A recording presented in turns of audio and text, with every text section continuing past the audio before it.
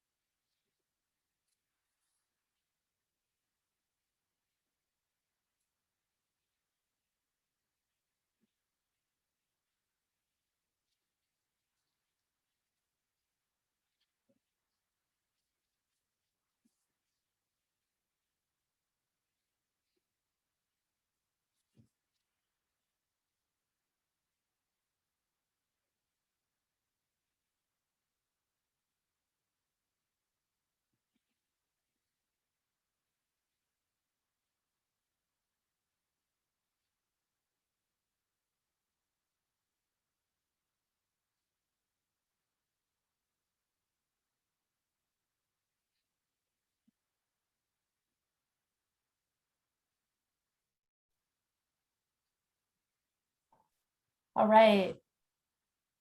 Good afternoon, everyone. I'm pleased to welcome you for joining us today. I'm going to quickly introduce Premal Dharia, our moderator, who is the Executive Director of the Institute to End Mass Incarceration at Harvard Law School. Thank you, and welcome everyone.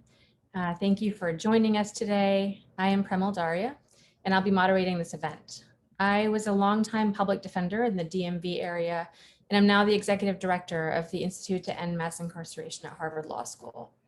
Today, we're going to be hearing from Sheba Williams, who is the founder and Executive Director of Nolef Turns, an organization that fights for removing the policies and stigmas around a past conviction, and from Brad Haywood. Brad Haywood is the Chief Public Defender for Arlington County and the founder and Executive Director of Justice Forward Virginia, an organization that focuses on bringing attention to the urgent need for criminal justice reform in Virginia. Our conversation today will go like this. Sheba and Brad will each have some time to speak about this issue and to share insights. I'll engage in a few questions with each of them, and then we'll open it up for questions from you all. You can use the Q&A function in the webinar to ask questions of the speakers, and we will make sure to follow up on them. Please include your name and your organization when you do that. I'm really grateful to our speakers and our organizers for making this important event happen. There's a growing understanding that our country's punitive approach to harm and public safety is counterproductive. It's not aligned with what our communities want and need, and it's not set up to actually foster safe, thriving communities. We lead the world in incarcerating people, and we disproportionately incarcerate Black and Brown people. A new report from the Sentencing Project released yesterday confirmed this and noted that Virginia is one of 12 states in which more than half of the state prison population is Black. Against this backdrop, there has been increasing momentum around important reforms that will help us change course. But as we seek to move forward, it's critical that we address the structural obstacles to doing so. And an important, if not central, structural obstacle is the creation and proliferation of often misleading narratives that stoke fear, that play into old political tactics, and that are not often grounded in the actual needs and desires of our communities. The media plays an important role in how these narratives are created and how they unfold. And so we're so glad that you're here with us today. And now I'd like to turn it over to the experts. First, we'll hear from Sheba Williams.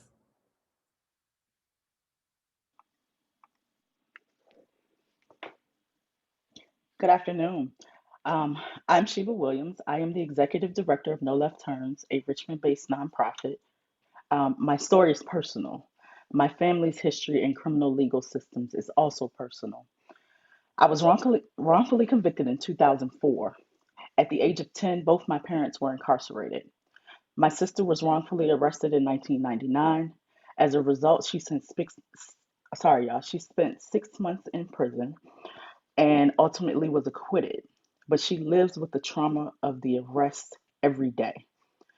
My husband was arrested at the age of 15. He was tried as an adult and sentenced to 74 years. As a child, he was one of the youngest people in the state to be inside of Southampton Regional Prison at one time. And as a result, he ended up in solitary confinement for the majority of his incarceration, all of which created a long term impact on my family, my friends, my community, And this is what led me to where I am today. I started Nolef Turns after recognizing resources for people who had felony convictions in Virginia were simply not available. There were organizations around for people who were being released from local and regional jails and federal prisons, and for people who had misdemeanors or nonviolent convictions, but nothing for people who were being released from the Department of Corrections or who were charged with or convicted of felony offenses. My fight is personal, but this is not just about me and my family. It is about my community, my state, my country, my neighbor. It is about you. It is about people who have had no contact with the legal systems. It is about the trauma that is caused by the carceral systems. It is about the youth who experience losing their parents to the carceral systems and the youth who have been enthralled in the juvenile legal systems. It is about the community that people come back to. I'm here today specifically to raise the alarm about the harmful ways recent crime surge narratives are used to fearmonger and spread disinformation. These narratives ultimately serve to shuttle more money to policing and prisons, to harm Black communities. They fail to address the solutions to real problems we face, and they halt widely popular and meaningful criminal legal systems reforms. Instead of fear mongering, Virginians want to have real solutions to keep our communities safe. Mass incarceration, the over surveillance of Black and Brown communities, and criminalizing our kids does not keep us safe. Community based programs that address the root causes of crime and violence do. Things like investments in our schools and teachers, job opportunities, true affordable housing, access to healthy and nutritious food, and addressing generational trauma and systemic racism. The truth is, the majority of Virginians want to heal the people who are impacted by mass incarceration and to fix the issues in the criminal legal system that have inexcusable inequities. But before we get to the solution, for context, we have to understand the history. The United States of America is the world's leading jailer, both per capita and in real numbers. There are currently over 2 million people in America's prisons and jails, representing a 500% increase over the last 40 years. Failed policies have cost more than $1 trillion, caused millions of people to be caged, caused tens of millions of years in prison, separated tens of millions of children from their parents, and cost tens of millions of people their education, homes, and ability to make a living. The staggering increase in incarceration is not by accident. It is the direct result of decades of ruthless public policy decisions fueled by a common racist narrative popular in both political speech and the press. The alleged inherent criminal behavior of Black and Brown people and the subsequent need for ever expanding state surveillance and control of Black bodies to make white people feel safer. Let's take the Reconstruction period of 1865, when politicians leveraged white people's fear of newly freed enslaved Black people to create Black codes that outlawed behaviors common to Black people. Virginia was center stage for the 1902 convention, which intentionally and successfully sought to disenfranchise as many Black people as possible who were convicted of a crime. Congress also ratified the 13th Amendment, which made slavery and involuntary servitude unconstitutional, except in the event that you were convicted of a crime. What followed was America's prison boom, which led to Black people making up 95% of the prison population. During the same time period, a regimen of racial terror saw over 2,000 lynchings of Black people. In Virginia alone, there have been more than 120 instances of Reconstruction era racial violence in 40 counties.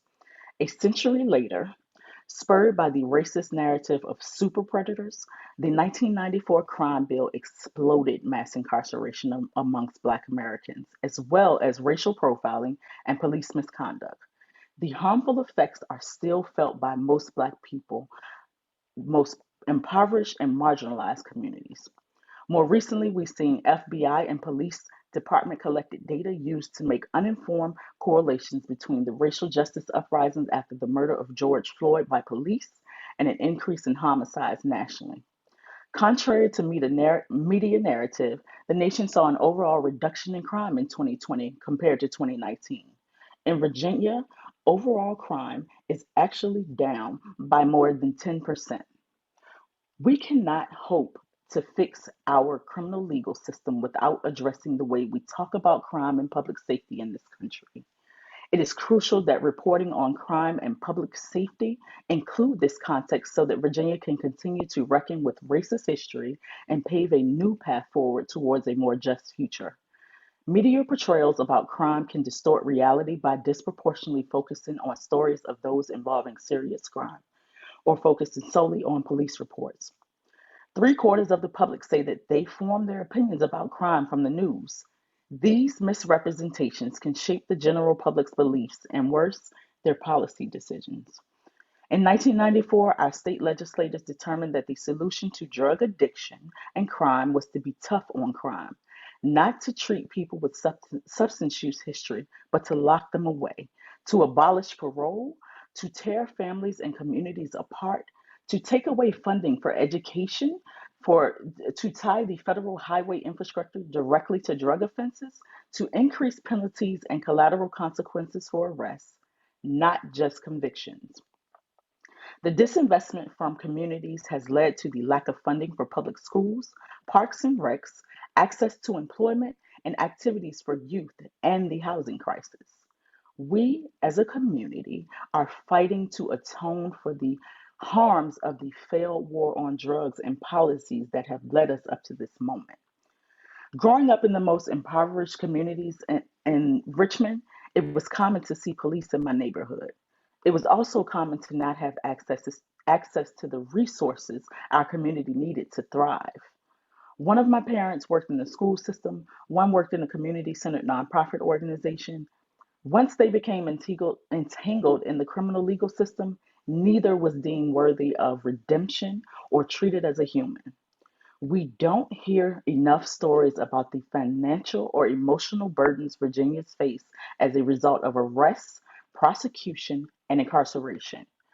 Fines, fees, bail, pretrial costs, transitional housing, representation, the continued costs and once inside of a prison for phone calls, emails, visitation, video calls, commissary, travel, and family separation are mounting. And following incarceration, people are continually denied the opportunity to have social services programs that benefit them and allow them economic passage into a greater right of family wealth. We know that taking away the availability for support following incarceration can often lead to more crime. And overall, the scientific consensus is pretty overwhelming. Things like murder rates and harm in our society are much more correlated with poverty, inequality, mental illness, addiction, and more. And possibly the most inexcusable result of failed tough on crime policies, the criminalization of kids, incarcerating our young as a go to solution once we abandon and disinvested from families and communities. My and my husband's parents were addicted to crack cocaine. My husband took a path that led to his incarceration at the age of 15. He was tried as an adult and sentenced to 74 years. That should never have happened. In the past 2 years, Virginia lawmakers have made tremendous strides in repairing the harm of failed policies by passing laws to implement important criminal justice reforms, such as a system of record sealing, abolition of the death penalty, cannabis legalization, and probation reform, to name a few. Reforms that weren't about political gain. They were the right thing to do and in the spirit and duty to protect all Virginians. In response, some candidates are utilizing the false crime narrative to put fear into the general public again, attempting to roll back the widely popular reforms that Virginia has been able to achieve in the past few years, instead of focusing on the solutions.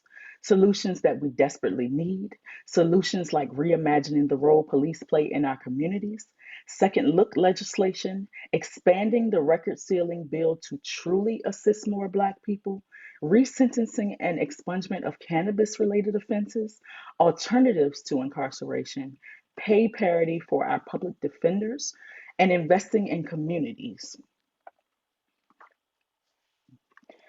Thank you. I will pass this on to my colleague, Brad. Thank you so much, Sheba, and thank you for the historical overview and also for the deep expertise that comes from your own direct lived experience. That was very, very powerful. Thank you for sharing. And now we'll hear from Brad Haywood, who is, again, the Chief Public Defender for Arlington County and the founder and executive director of Justice Forward Virginia. Brad, turn it to you. Good afternoon, everyone. So when the United States declared a war on drugs in 1971, it either inadvertently or by design, it acquired an addiction of its own, an addiction to police and prisons as a means of solving its social problems. Up until 1971, our jail and prison population in the United States had for decades held pretty steady. But between 1971 and 2021, it increased from around 200,000 people in the whole country to around 2 million as it stands today. As it's already been touched upon, we have 5% of the world's population, but roughly 25% of the world's incarcerated population. We spend more on law enforcement in the United States than all but 2 countries spend on their militaries, and one of those countries is the United States. And what do we have to show for it? Our rate of return is miserable. Nonviolent crime rates in the United States are similar to other wealthy countries, while our violent crime rates have for years been significantly higher. It should be clear to anyone when you look at that context, it should be clear to anyone who's paying attention that what we're doing simply is not working. Now, experts, advocates, criminologists have known that for quite a while, but the problem has been over many years that no one else has paid attention. And part of that reason is that most people are privileged enough that they don't have to. Most people don't live in communities with a heightened police presence. Most people have not been arrested or put in jail. Most people who don't have loved ones who've been targeted by our system. So most of us can look away. But last year in 2020, the United States, if not the world, could no longer look away. We had no choice but to pay attention. The worst symptom of our broken system was agonizingly evident. A police officer who was so corrupted by the power of the system, the system had given him that he was indifferent to human life. And this created a moral imperative with incredible public will. And really, for the first time since 1971, a criminal justice reform movement finally started gaining some traction. It's not as if we didn't try before. It's that finally it was in the face of the people who could make a difference. And finally, we started gaining some momentum. Virginia was lucky. We were ready to go. We took aim at some of the most indefensible aspects of our system in Virginia. A lot of these basic procedural injustices and also substantive criminal laws that were created literally centuries ago, like a felony petty larceny statute in Virginia, where people could go to prison for 5 years for stealing a stick of deodorant. Mandatory jury sentencing. We were one of 2 states that still retained that arcane practice. We had a law called the habitual drunkard law. We got rid of those. And we also set our sights on big ticket reforms like marijuana legalization and death penalty repeal. Ultimately, though, we did very little to affect the power of police, and we did nothing at all to reduce the budgets of police. We merely started along a new path, one that sought better solutions for public safety, sought alternatives to arrest, the traditional model of arrest, prosecution, and imprisonment. And we did that because we wanted to make our systems healthier, or our communities healthier, safer, and more equitable. We knew what was broken, we knew how to fix it, and we wanted to get started. These are reforms. This paradigm, this path that we set down, it enjoys broad public support, and in any other era would have earned bipartisan support. These reforms that we passed and the ones that we have on our to-do list were and are very popular. But again, because most people aren't directly affected by the criminal justice system, they don't stick on our radar. So as time passes, and especially during a pandemic when everybody is under so much stress and has so much going on, the attention of those privileged enough not to be directly affected by the criminal legal system, it tends to be pulled in other directions. We start thinking more about our own business, and we only really make time for sound bites. And that creates an environment where opponents of reform truly can exploit. And that's exactly what's been going on over the past, I would say, 6 months. We have the usual suspects, the tough on crime lobby, who's seen this opening, and they've used it to counter this reform narrative, the reforms that the public actually supports. And what did they do? How did they approach this? They started making stuff up. because they couldn't attack reformers on the actual record. Their approach was to tell the public things that aren't true, and they're still doing that. It was to tell people, the public, to rely on their worst instincts, to their fear, their distrust. And what did this look like in practice? It came in the form of distorting crime stats, like focusing on what they call the crime wave, which was indeed a crime wave of exactly one crime. Overall, as Sheba said, crime went down by about 10%. So in addition, it involved cherry picking anecdotes that support their narrative. And in Virginia's case, it actually has involved inventing controversies. You have two candidates right now for statewide office who are talking about the parole board. When Virginia, parole was abolished 27 years ago. There are, of the 13,000 people who are released every year from the Department of Corrections, about 200 are as a result of the decisions of the parole board. It simply is irrelevant, virtually irrelevant in Virginia. And actually the people who are released to parole tend to be some of the least worrisome people who parolees or probationers, because they're also old. They pose no risk to the community. But nobody's scrutinizing this. They're going off the sound bites and they're hoping you don't pay attention. So this is indeed how reform opponents are trying to seize the narrative. The fact is, though, thankfully, that this is still, despite the best efforts, this isn't how the public is thinking about crime or criminal justice reform. People didn't stop believing there's a better way. They didn't stop believing in the mission and the purpose of criminal justice reform, and it is still what the public wants.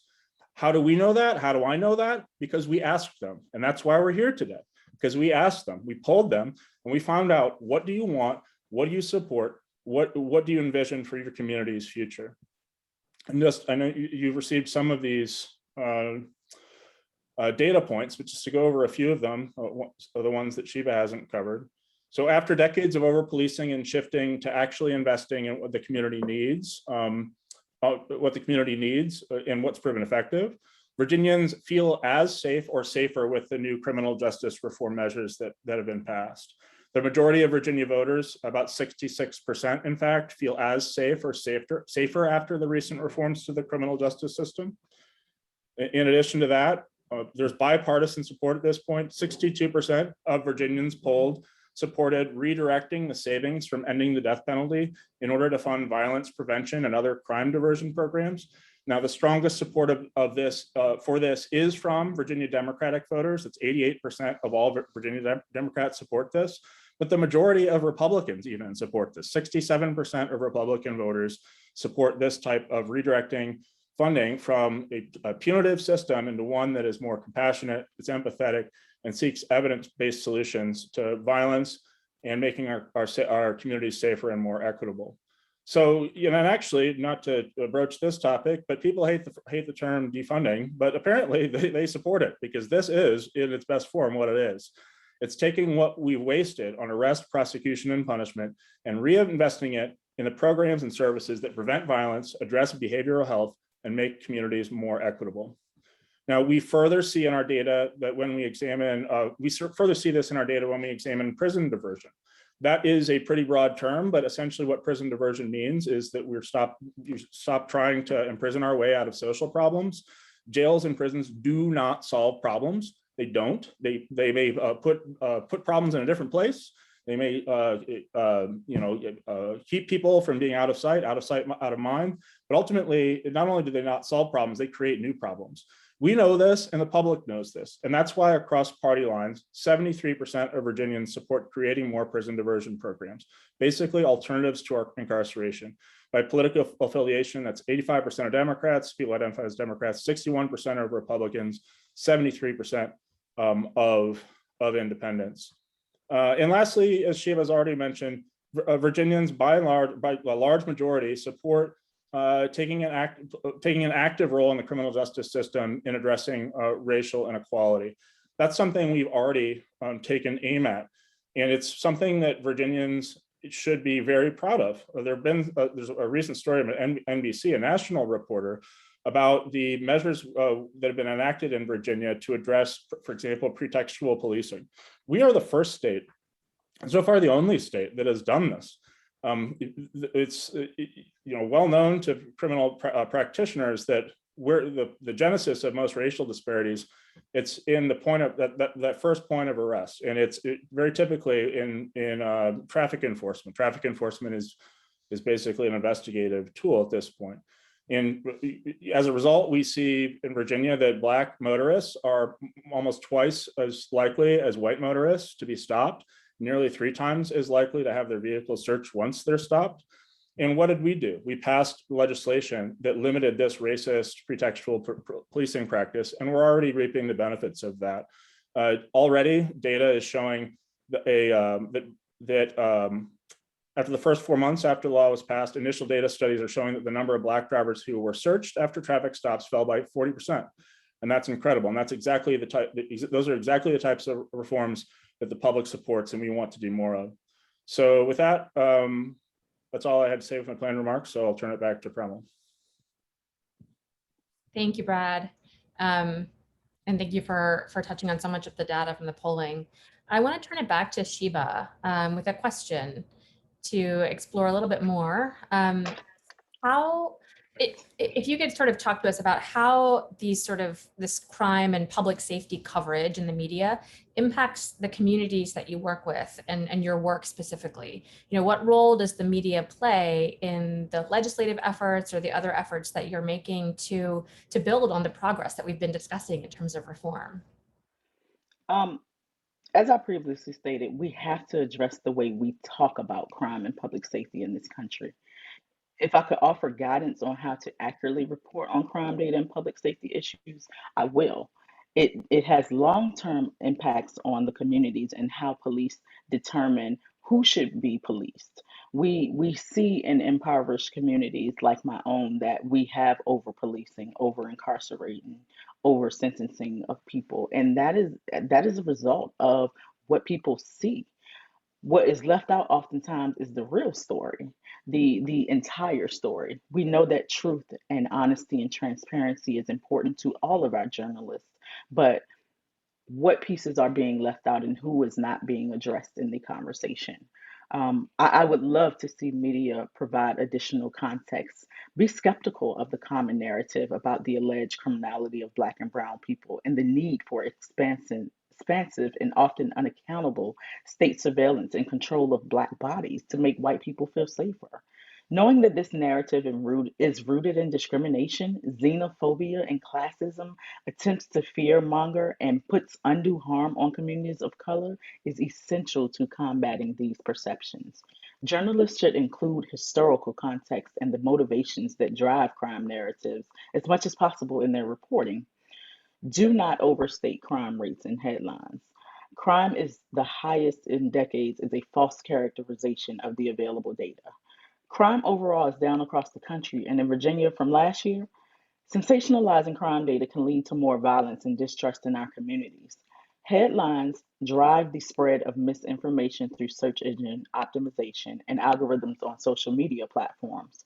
Responsible headlines are one of the best ways to curb the spread of falsehoods that are a threat to public safety.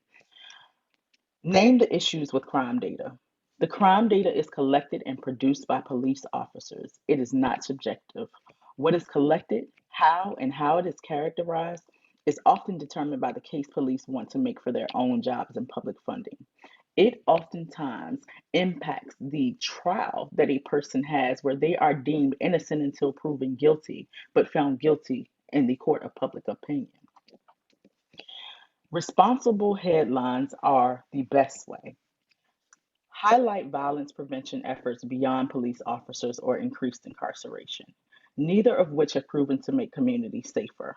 Consider coverage of community-based violence prevention efforts that address the root causes of violence and crime, like poverty, racism, and the over-policing of Black and Brown communities. Nuanced reporting highlights a variety of interventions and helps readers expand their understanding of potential solutions to pressing issues.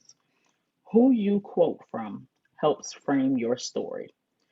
The voices of law enforcement, their representatives, and their partners and advocates and academics, and at pro-carceral think tanks get disproportionate attention in media reports. Please include community voices as much as possible and contact criminal legal systems reform experts in Virginia for more context and potential quotes. Humanize people. Humanize people. Use people first language when talking about individuals involved or formerly involved in the criminal legal systems. It is important to use language that centers the individual's identity and humanity. Words like former inmate, ex offender, ex convict, ex felon label them by their time with the criminal legal systems rather than their humanity. Instead, we should just use terms as formerly justice involved or people. Name them by name. This uses people first language while acknowledging the individual's involvement with the criminal legal systems. I want to see better in Virginia. I want to see reforms happen. The majority of Virginians polled want to see a better system than what we've had in the past. And we would love to partner with our media who impacts the state to bring better solutions to our communities. Thank you. Thank you, Sheba. And I want to turn it back to Brad for a question as well. Brad, what else would you say that reporters need to know in order to responsibly report on crime and public safety in Virginia? And relatedly, what reforms have Virginia legislators been able to push forward in spite of or in the midst of these narratives?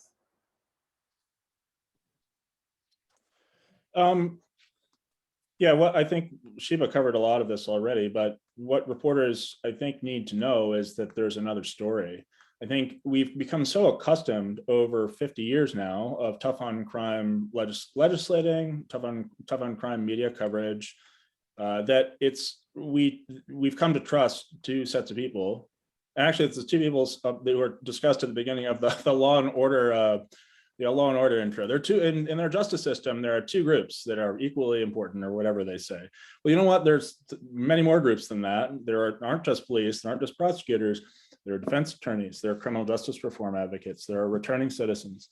There are people from affected communities. There are racial justice advocates. This is the input that last year the media started soliciting. And because they, again, like I said before, they couldn't look away, and they shouldn't look away. And it's not like this story just went away. It's not like those people aren't still deeply affected by the system, and there isn't so much more that needs to be done. And precisely because there is so much more that needs to be done, the media needs to keep focusing on these problems. They need to keep talking to the people that are directly affected by them or on the front lines trying to solve them. And unfortunately, I know that's harder. And I would say that the other thing that makes it harder is because it's that sound bites sell. Sound bites get paid. Well, I don't know if sound bites get page clicks, but we're living in an era of soundbite and clickbait journalism. That stuff boosts readership. And unfortunately, if you're seeking to boost readership through fearmongering, by latching on to inaccurate data or anecdotes that are being spread by people with an agenda, then you're actually going to do real harm to communities that are targeted by that.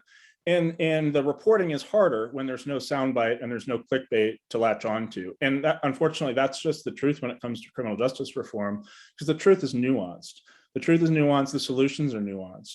And I'm not going to be able to give you some spicy little statement about mandatory jury sentencing. I'm not going to be able to probably give you really a top headline about the defelonization of drug possession, or potentially even decriminalization of drug possession. It's just, these are complex, nuanced issues, but they're so important. And you need to hear from people like Sheba, who have been directly affected by this, to know the real harm. And so get those people on your media, get those people on your call lists. Stop just calling the chief of the state police or the head of the Virginia Sheriff's Association, or thankfully, I guess they're not calling Virginia Association of Commonwealth Attorneys as much, but call us, call Sheba, call people who are in the thick of it and can provide this insight that's been lacking for so long. Thank you, Brad. And I just kind of want to follow up on what both you and Sheba have said with a a question that's been sort of percolating for me, which is, you both described lots of different sort of approaches that reporters and media should be taking. And I wonder, in both of your comments, I heard these kind of undertones of reporters themselves should be questioning the frameworks and the sort of false binaries and false choices that we've been given, right, in terms of what's possible or what we should be focusing on. So, for example, there are choices that go into what we criminalize, right? Those are political choices that we make, or this sort of question of what our options are being punishment or nothing, right? When in fact we could be much more creative, and some of the things you both described include much more than those two options. Could either of you speak a little bit more to kind of what reporters could do to question some of those false choices or those limiting binaries?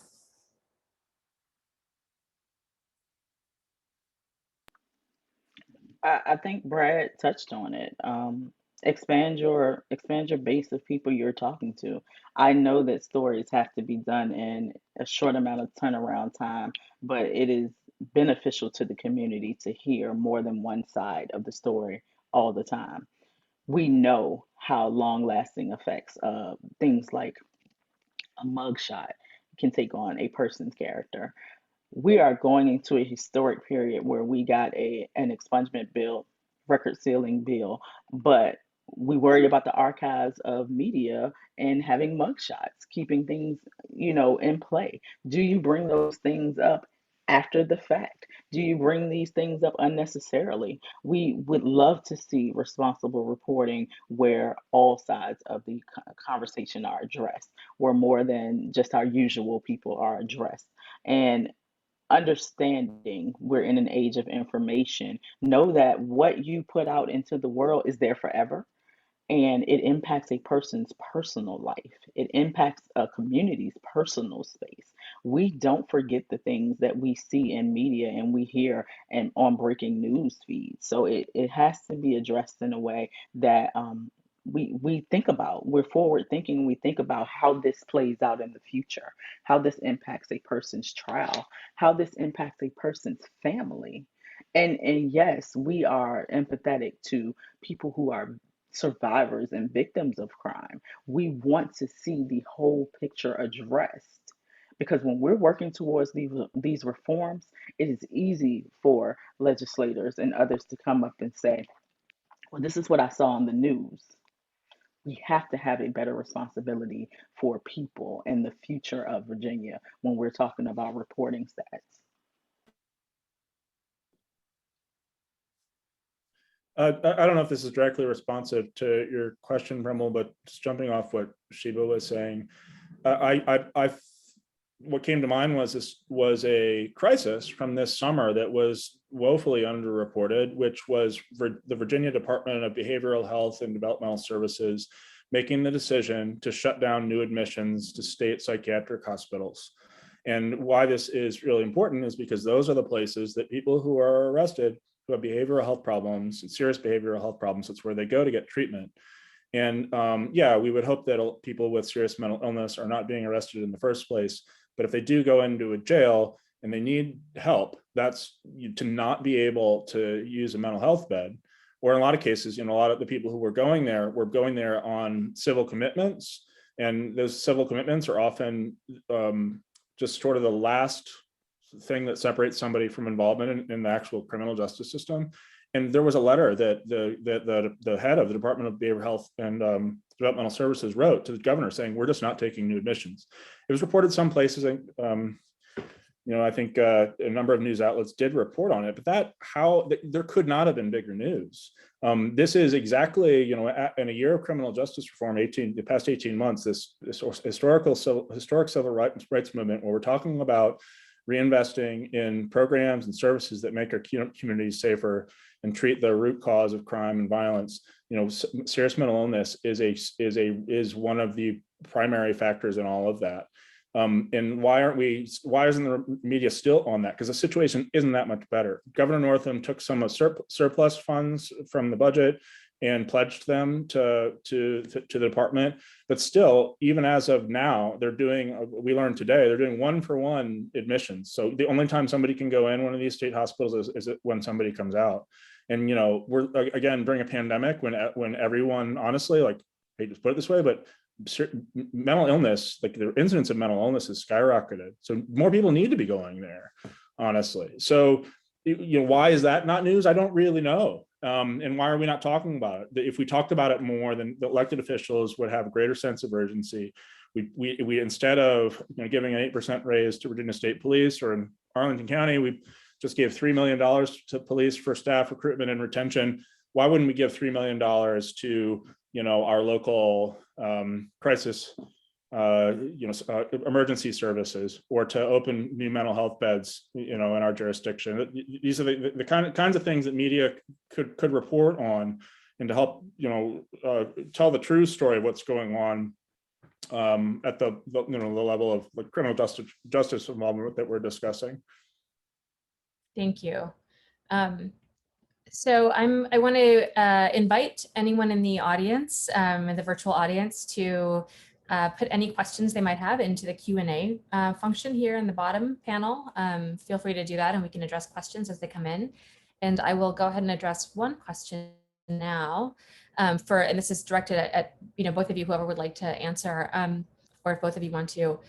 Stats about a so-called crime surge often only report certain metrics, right, or certain metrics of harm, things like shoplifting, larceny, homicide, while deliberately ignoring other harms that occur in our communities, like other kind of white collar crime, wage theft, violence by police officers or prison guards, and of course, without I'm not just encouraging the further criminalization of conduct, but this kind of contrast is really important, right, for us to be able to identify what I was getting at earlier, which is how we choose to criminalize. And so, which is often done through the police and the FBI. Their definitions of crime set the terms of conversations about public safety in many respects. Could you both sort of address how those definitions matter in this context? I'll give it a shot real quick, just briefly. People are under completely false impressions of what really goes on, in policing and in criminal courts. You see, for example, during the political campaigns in Virginia right now, you have one candidate who's running on fear of violent crime and talking about his background as a trial level prosecutor. 3%, about 3% of crime in Virginia is violent felony crime. So that 97% is either nonviolent felonies or misdemeanors. And actually it's the misdemeanor percentage is over 80%. And in counties like mine, it's more like 90%. So 98% of the time police it's nuisance conduct, honestly. Things like trespassing, like disorderly conduct, like destruction of property, drunk in public. This is how police are spending most of their time. And this is how we've defined crime. We've defined it in relation to people's property interests, honestly. What we're concerned about is making sure that people aren't uncomfortable when they're going out to eat at their sidewalk cafe, or that their property values aren't declining. And, it really is you're making a value choice as a society when you do that. And of course, like you're talking about, you have entire other classes of crime like wage theft that aren't even punished at all. And then actually police departments under a lot of these reform prosecutors are refusing to enforce. They have prosecutors that are saying, I want to prosecute this crime. And you have police departments saying, nope, we're not going to do it. We just disagree with you. So it's one of those things that I think we all take for granted because we're accustomed to seeing cops around and thinking what they do and what's a crime, what's not. But yeah, it's a framing issue, it's a values issue, and it's something we need to talk about more. Thank you, Brad. I'm going to move on to another question from our audience. The question is, it's clear that these narratives are playing out in the Virginia governor's race and in the Youngkin campaign's ads in particular. I'm curious what Sheba and Brad make of the McAuliffe campaign's response to this line of attack. Do either of you have any thoughts you'd like to offer on that? I would like to say that there's another candidate. Princess Blanding is also in the race, and I think that she addresses a lot of the things that are tiptoed around. I would like to see our governors be more responsive to actual solutions and not disregarding the crime narrative. Because I think with some campaigns, it's just being glossed over and not really addressed, and we don't see a real criminal justice reform plan. So I would love to see an expansive plan and some promises that really can be worked on. We're not getting that in this race. We're seeing a lot of tit for tat and back and forth, but I would like to see more addressing of the actual problem of the criminal legal system from all three candidates. That is my answer. Yeah, I totally agree with Sheba. I've watched this very closely. It's, if you follow my Twitter, it's gotten on my nerves a lot. So I mean, of the people who were running for the Democratic nomination, I mean, quite frankly, Terry McAuliffe was the weakest on criminal justice reform issues, but he expressed support in many of the debates, and he came out with a policy platform, which was a little underwhelming and too carceral based for my liking, but it was a start, and it's, it was a serious attempt at some of the issues we're discussing here, like with prison diversion, things like that. But as a lot of folks know, starting in late August, maybe early September, there was just a string of incidents where, for example, McAuliffe was asked about qualified immunity, and he walked back his previous support for repealing qualified immunity, said he no longer wanted to do that. Then at an event with Virginia sheriffs, he was asked about whether he would reject an endorsement from New Virginia Majority, since they were a so-called defund the police organization. And he then responded by saying, I reject defund the police. I've always been on the side of the police, so forth and so on. What was disappointing about that was not so much that I feel like people need to say defund the police. I never say it because I don't think it's effective messaging, because people get confused. But that's the if you believe that, and I think that a lot of people do, you know what? Take that opportunity to inform the person who's asking you the question about what it means. And take the time not to embrace the tough on crime framing of these problems. Take the time to explore the nuance and get people to be less ignorant.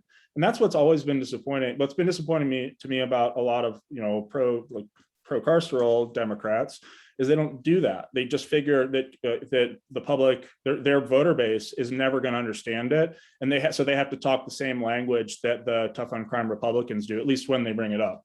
Now, the thing about Democrats, even centrist Democrats in Virginia, they will sign our bills and they'll vote for our bills. So it's like it's all playing politics to me. Now, what's encouraging, what I've noticed recently, and I think what you're asking about, Jenny, was McAuliffe's recent ad. So Youngkin had that ad with a bunch of sheriffs talking about parole board, talking about letting violent criminals out. Well, McAuliffe then released his own ad recently with a sheriff, I think he was the head of the Virginia sheriffs. And I didn't think that ad was that bad. He was staying away from these, he was staying away from adopting the anti-reform rhetoric and focusing mostly on that he will address gun violence. You know what? Gun violence does need to be addressed. So it's okay to say that. And so I think at least that, to me, that was sort of implicit that perhaps he had heard the criticisms of some of the reformers, and I hope he still does, and I hope there's more of a dialogue moving forward, with folks in both parties about kind of getting us to a point of understanding where we can start thinking constructively. Thank you. And the questioner also says thank you. Moving on to another question for both of you. What are your top priorities for the upcoming legislative session in Virginia?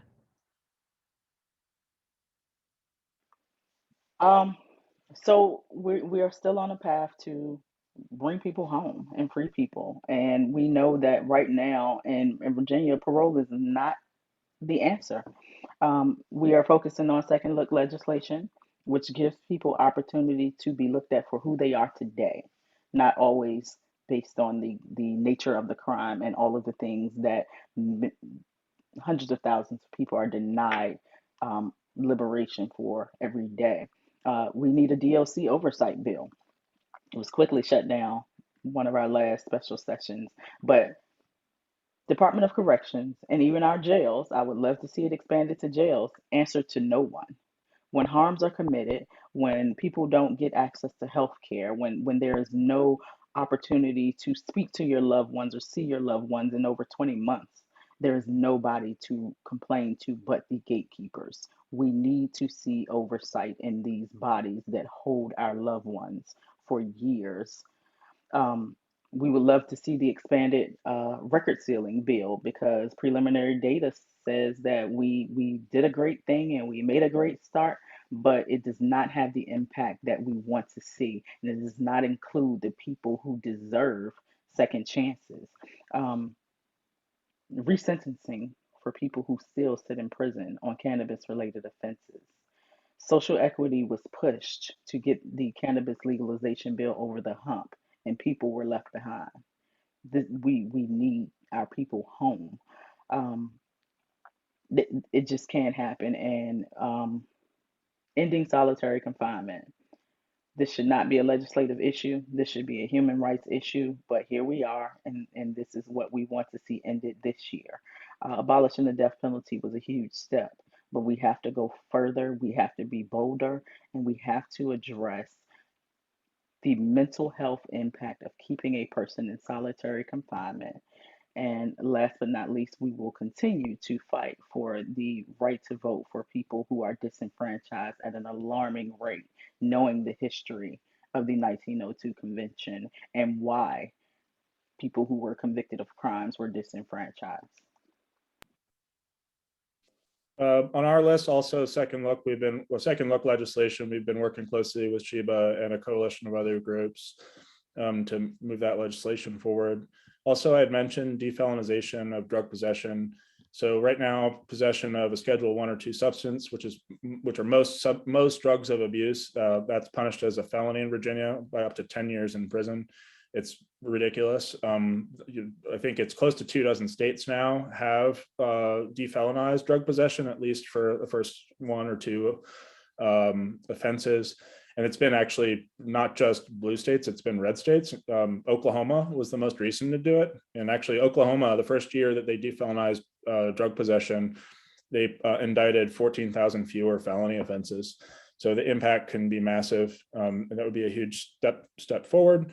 We also are backing repeal of all mandatory minimums. For those of you who don't know, there's actually no policy justification for mandatory minimums. It doesn't mean that people can't be punished seriously for things.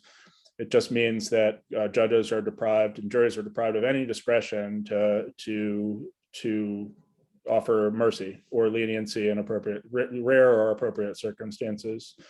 We also are working towards pay parity for public defenders.